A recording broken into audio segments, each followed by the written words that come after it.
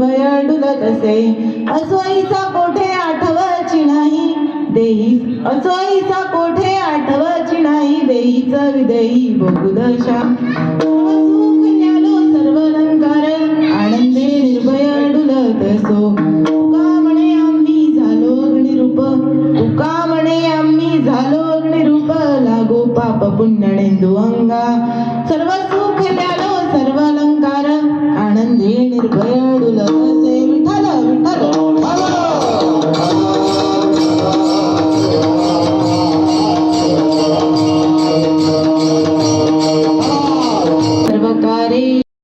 नमोस्तुते महायोग पीठे तटे भीमरत्यं वरं पुण्डरीकां मुनीन्द्रे समागत दिशं तमानन्दकन्दं परब्रह्मलिङ्गं भजे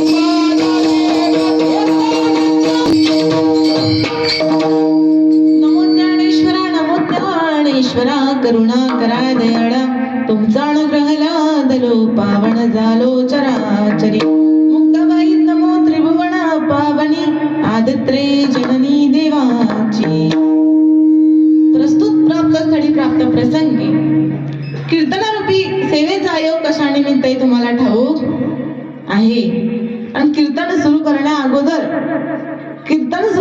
अगोदर महिला मंडळ मला एक गोष्ट सांगा जेवण करून कोण कोण आलं लाडकी बहीण आहे ना तुम्ही विसरल्या का तुमच्याकडे आले नाही का आला नाही बरं ठीक आहे 50% आरक्षण कोणाकोणाला आहे तुम्हालाच आहे ना मग मी कोणाच्या पार्टीत बसते बरं तुमच्याच बसते मग तुम्हालाच प्रश्न विचारू की यांना विचारू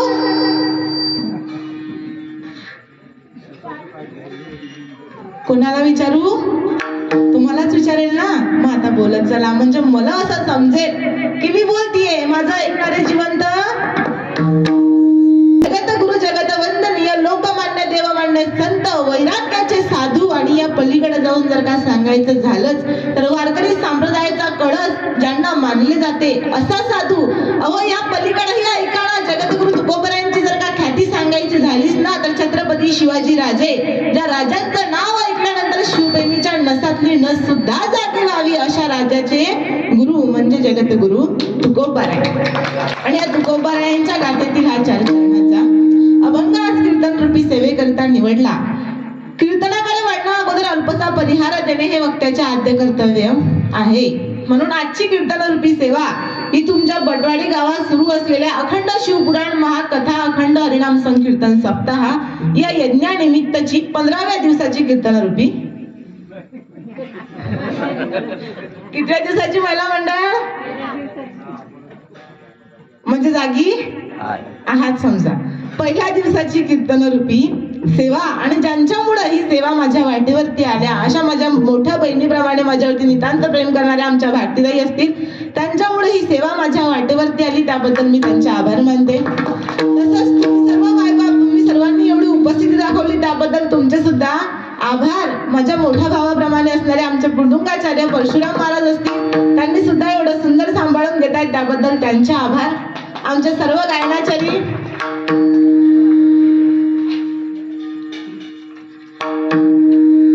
शुभम महाराज असतील तसेच नामदेव महाराज असतील नारायण महाराज असतील आणि माझे गुरुवर्य स्थानी असणारे आमचे काळे बाबा असतील या सर्वांनी सुद्धा एवढी सुंदर उपस्थिती दाखवली त्याबद्दल त्यांचे सुद्धा आभार.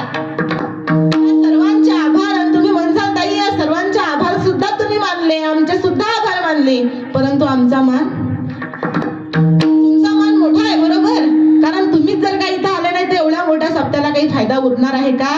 काही फायदा आहे का या सप्त्याचा? नाही बरोबर ना. म्हणून तुमचे खरंच शतशः आभार. कसं झालंय सांगते. परमार्थ म्हटला, देव म्हटला की देवाची भक्ती आम्हाला करायची आहे, देवाचं नामस्मरण सुद्धा आम्हाला करायचंय, परंतु त्या भक्ती त्या नामस्मरणात कुठेतरी आम्हाला स्वार्थ दिसतो.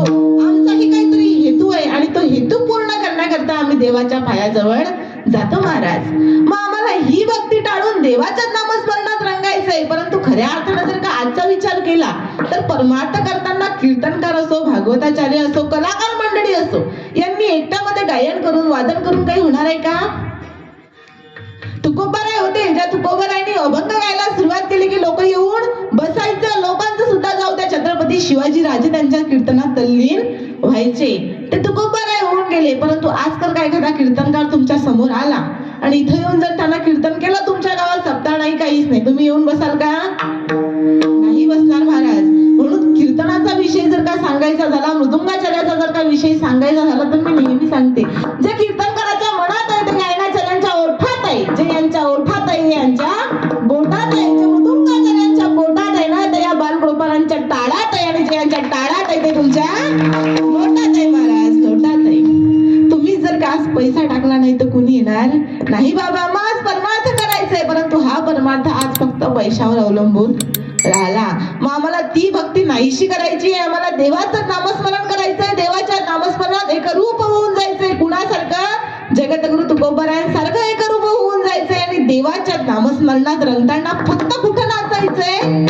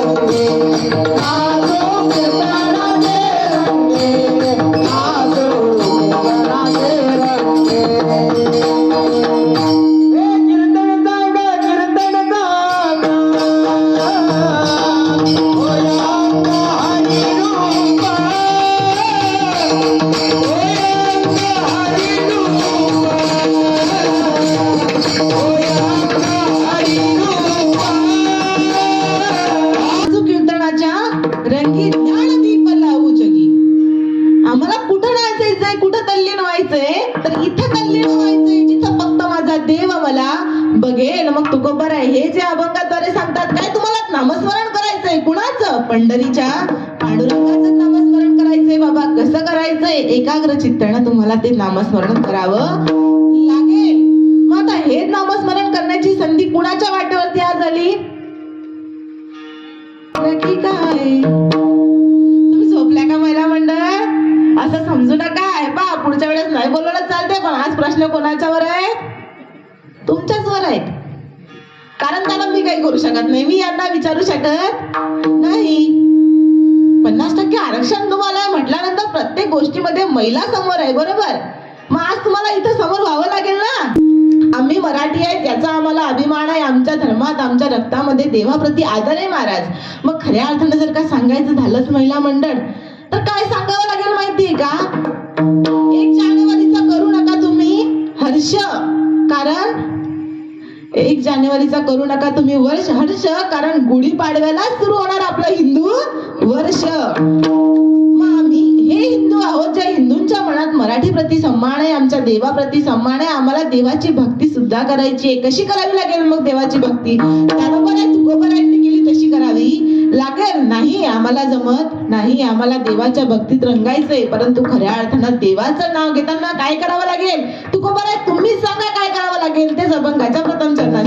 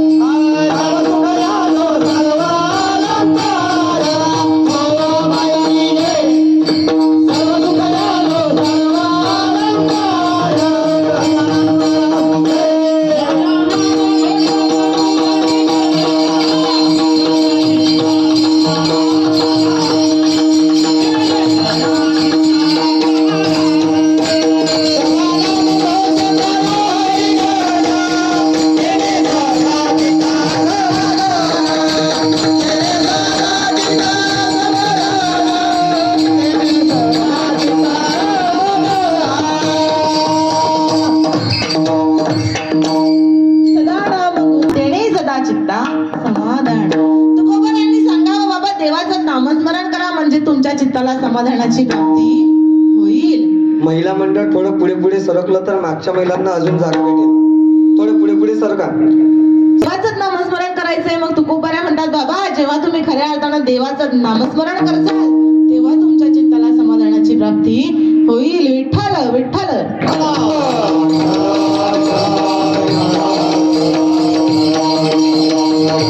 नामस्मरण कसं? आमचा स्वार्थ साधून देवाचं नामस्मरण करायचं का?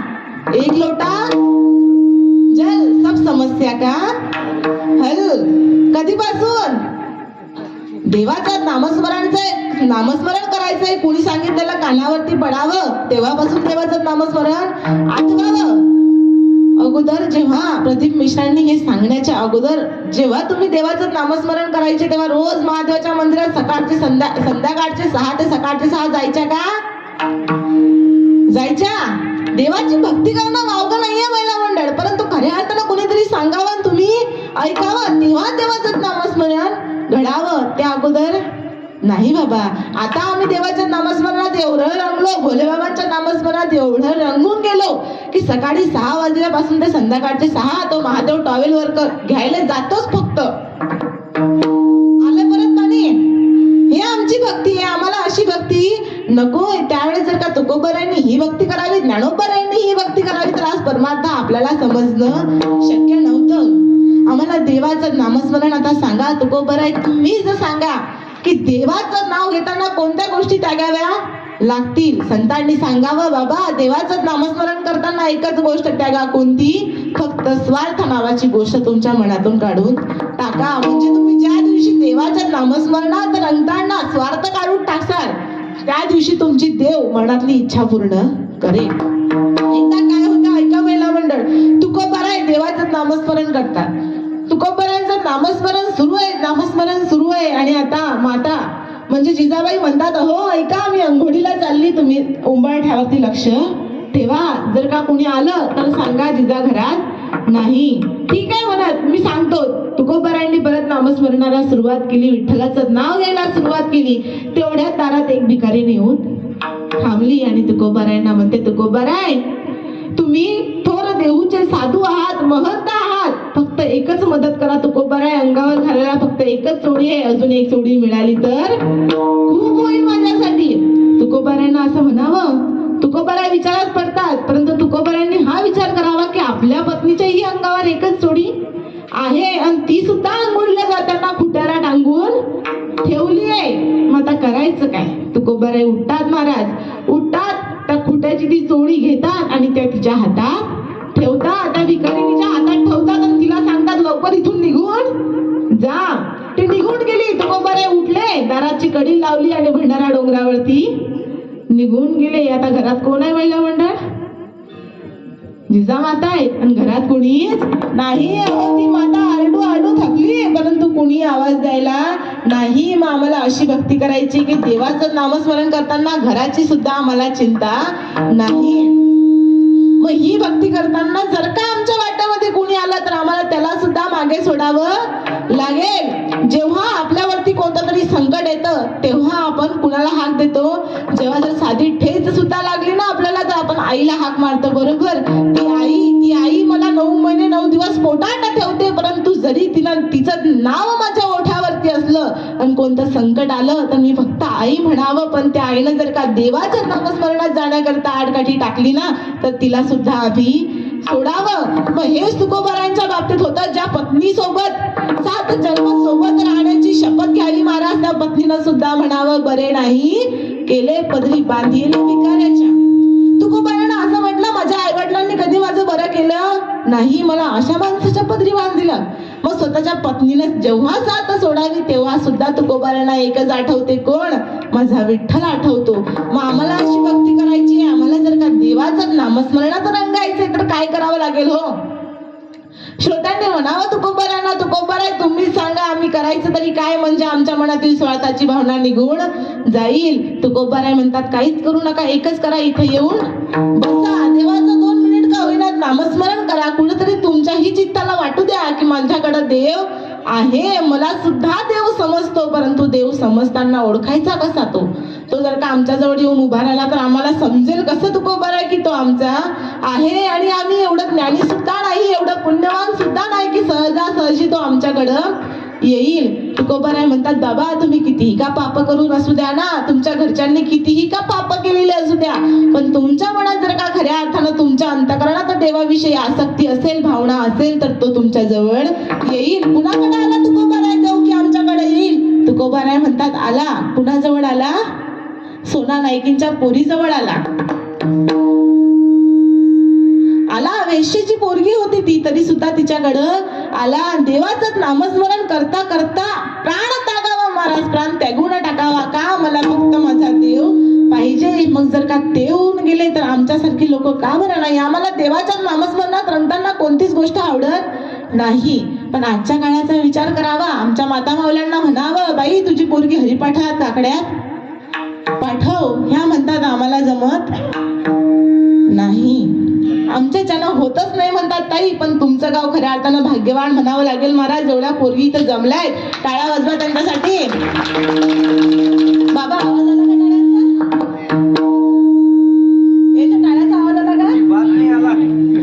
हे पहा माझ्या कानाची मशीन घरी आली आज. तुम्ही कोण आहात? याला म्हणावं महाराज टाळ्या. ही एवढी लेकरं घडणं सोपं आहे का? तुकोबाराय यांच्या आई वडिलांना धन्यता देतात. तयाचं हरी का भाते देवा, तयाचं हरी का भाते देवा, तयाचं हरी का भाते देवा,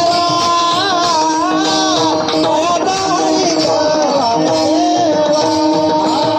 तुझी पुत्र होती देवात्मिक, हो तुझी पुत्र होती देवात्मिक.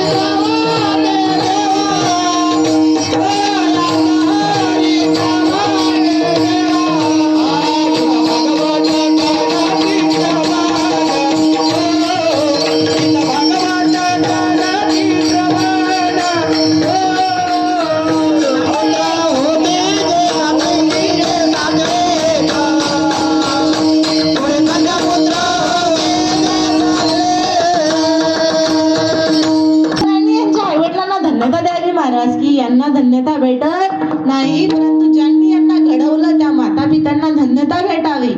मग अशी लेकरं जर का आमच्या कुळात जन्माला आली तर आमच्या कुळाचा उद्धार झाल्याशिवाय राहणार नाही. महिला मंडळ ऐका, जर का तुमच्या घरातला एखादा मुलगा टाळकरी माळकरी झाला ना तर तो किती कुळाचा उद्धार करतो? कुळाचा उद्धार करावा त्याने. फक्त जर का तो माळकरी टाळकरी झाला तर, आणि तुमची मुलगी, ज्या मुलीला तुम्ही डॉक्टर इंजिनियर करण्याचे स्वप्न बघता ना, ती जर का फक्त इथे येऊन पावलं जर का खेळल्या तिनं तरी ती 42 कुळाचा उद्धार करून जाते. 42 कुळं म्हणजे कोणती? 21 तिच्या माहेरची आणि 21 सासरची, अशा 2 कुळाचा उद्धार तिनं इथं आल्यानंतर करावा. मग आमचा परमार्थ सोपी आहे का? नाही. परंतु असंही नाही की देवाचं नामस्मरणात आणल्यानंतर प्रसिद्धी भेटते, मान भेटते, पैसा भेटते आणि सर्वच काही भेटते. त्याच गावातली एक वेश्या गरोदर राहते, गावात बोभाटा होतो, परंतु लोकांनी एकच सांगावं, हे पोर तुकोबारायांचं आहे. तुकोबारायांना बोलवणं येतं, तुकोबाराय चला, तुकोबाराय येतात. काय झालं बाबा? असं या लोकांचं म्हणणं आहे. पंचकोशीतले लोक असं म्हणतात की या वेश्येचं पोर माझ्यात म्हणजे तुकोबारायांचं आहे. तुकोबारायांनी शांत अंतकरणानं उत्तर द्यावं, महाराज बाबा हे पोर माझं नाही, परंतु तुम्ही म्हणताय हे मुलगा माझा आहे, हे मूल माझं आहे, मी याचा एका वडिलांप्रमाणे नव्हे परंतु एका भावंडाप्रमाणे सांभाळ करायला तयार आहे. ही अंतकरणातली शांतता त्यांची, मग त्यांना समाधानाची प्राप्ती होईलच ना. आणि आम्ही कितीही काय देवदेव करू ना, परंतु आम्हाला समाधान भेटत नाही. कशामुळे भेटत नाही याचा कधीतरी विचार केला का? तुम्ही देवाचं नामस्मरण करताय, देवाच्या सप्त्यामध्ये दान धर्म करताय, परंतु त्या दान धर्मामागे किती तुमच्या अडचणी आहेत हे माहिती आहे का? आमच्या गावातला विषय सांगते, ऐका. आमच्या गावात काय झालं माहितीये का? मंदिराचा जीर्णोद्धार झाला. मग आता मंदिराचा जीर्णोद्धार झाला, मंदिराला हवी होती स्टाईलची वर्गणी. स्टाईलची वर्गणी पाहिजे महाराज. दारोदारी फिरले माझ्या गावातले लोक, पाहिजे पाहिजे, परंतु कुणी काही द्यायला तयार नाही. स्टाईल म्हटल्यानंतर सोपे आहे का? 50-60 हजार रुपयाचा खर्च येतो, कुणी द्यायला तयार नाही. एक माणूस तयार झाला, परंतु तो तयार कसा झाला सांगते, हा ऐका.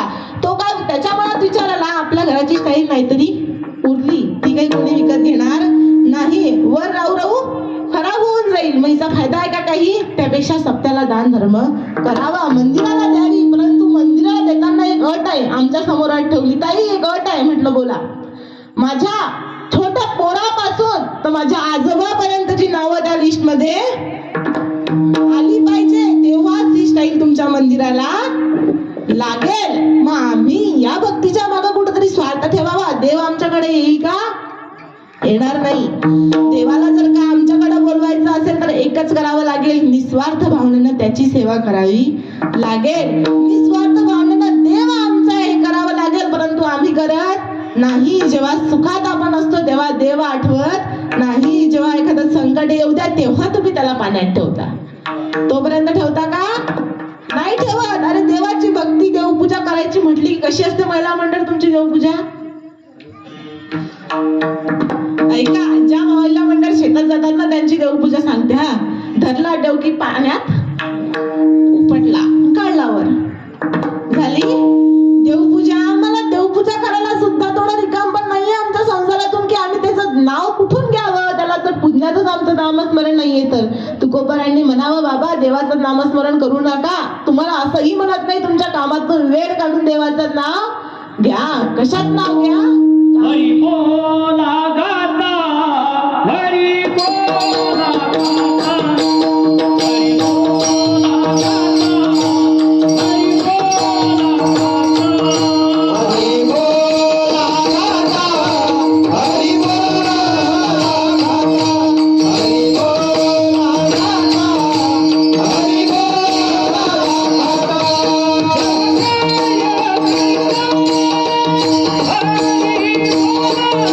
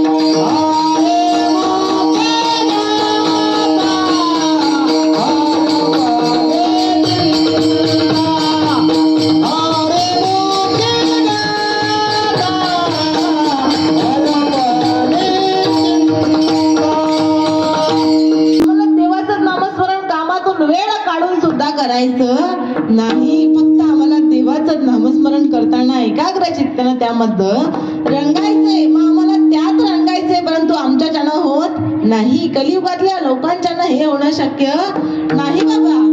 तुम्ही म्हणसाल की फक्त आणि फक्त देव देव एवढंच करत राहा, आमच्याच्यानं शक्य नाही. आम्हाला देव सुद्धा करायचंय आणि आमचा संसार सुद्धा सांभाळायचा आहे. परंतु संसार सांभाळताना खऱ्या अर्थानं अशा माणसाची संगत पकडावी की त्या माणसानं तुम्हाला देवाच्या वाटेवरती न्यावं आणि साधू संतांची भेट म्हणजे काय हे सापडवून द्यावं. परंतु आम्ही जर का अशा माणसाच्या सोबतीत राहिलो तरच आम्हाला देव भेटेल. तुम्ही जर का कुसंगत केली तर तुम्हाला देव सापडणं शक्य आहे का? नाही. असं म्हणतात आयुष्यामध्ये खूप मित्र कमावले जातात महाराज. आयुष्यात खूप मित्र भेटतात. प्रत्येक वळणावर जेव्हा जेव्हा तुम्ही तुमचं वळण बदलाल तेव्हा तुमच्या आयुष्यात प्रत्येक मित्र यावा. परंतु एक तरी वारकरी मित्र आपल्या सोबत असावा, ज्याला तुम्ही वाईट वळणावर गेल्यानंतर चांगल्या वळणावरती तुम्हाला आणावं. मग आम्हालाही हेच सांगायचंय. श्रीकृष्णानं अर्जुनाचा सांभाळ करावा का? सर्वात आधी श्रेष्ठ नातं होतं मैत्रीचं, म्हणून सांभाळ केला. मग आम्हाला आता देवाचं नामस्मरण काय हे सुद्धा समजलं. परंतु देवाच्या नामस्मरणात रंगताना आमच्या चित्ताला समाधान कुठं भेटलं? कुठं भेटावं आमच्या चित्ताला समाधान? देव देव करत आमचं आयुष्य निघून जातं, पण देव सापडणार नाही. देव कोणी बघितला नाही. तुम्ही बघितलाय का? देवाला मानता ना तुम्ही? पंढरीच्या पांडुरंगाला मानावं, भोले बाबांना मानतो आम्ही. मग तुम्ही देव बघितला का? नाही बघितला, बरोबर. पण आम्ही देवाला मानतो का? तर देव आमच्या सुख दुःखात आमच्या सोबत राहतो बाबा, म्हणून आम्ही आमच्या देवाला मानतो. मग याच देवाचं नामस्मरण करताना जर का खऱ्या अर्थानं आमच्या अंतकरणाला समाधान भेटायचं असेल तर एकच करावं लागेल, काय? त्याची भक्ती करावी लागेल. अंतकरणातून देवाला आठवावं लागेल आणि देवाच्या नामस्मरणात रंगता रंगता आमचं आयुष्य तल्लीन होऊन जावं लागेल. मग कधी? जेव्हा आमची 50ची वय होते, आमच्या पोराबाळांचे लग्न होतात तेव्हा का? 50 वर्षाच्या नंतर भक्ती केल्यानं, देव केल्यानं सापडेल का देव? नाही. आज जेव्हा आपण तरुण आहोत ना तेव्हाच देवाचं नामस्मरण करण्यात फायदा आहे. मग आमची पोरं मानत नाही, आमच्या पोरांना समजत नाही की देव म्हणजे काय. आमची पोरं शिकलेली आहेत, एज्युकेटेड, जगामध्ये वावरत आहेत. मग ते देवाच्या नामस्मरणात जाणं एवढं सहजासहजी शक्य नाही. परंतु तुम्ही सुद्धा विसरू नका महिला मंडळ, तुम्ही कोण आहात? जाऊ आजच्या काळाची अहिल्या आहात तुम्ही. तुम्ही हे विसरून चालेल का? नाही चालणार बाबा. आम्हाला हे विसरून चालणार नाही की आम्ही कोण आहोत. आमच्या लेकरांना जर का वळणावरती आणायचं असेल तर त्यासाठी आम्हाला त्यांच्याशी त्याच भाषेत बोलावं लागेल, त्यांना ठणकावून सांगावं लागेल. काय? जोपर्यंत आहात तरुण तोपर्यंत घ्या नामस्मरण करून, नाहीतर जाताल लोक टाकतील पुरून, काही फायदा राहणार नाही. आयुष्याच्या काळामध्ये संघर्ष आणि संघर्ष करत जावा. शेवटी एक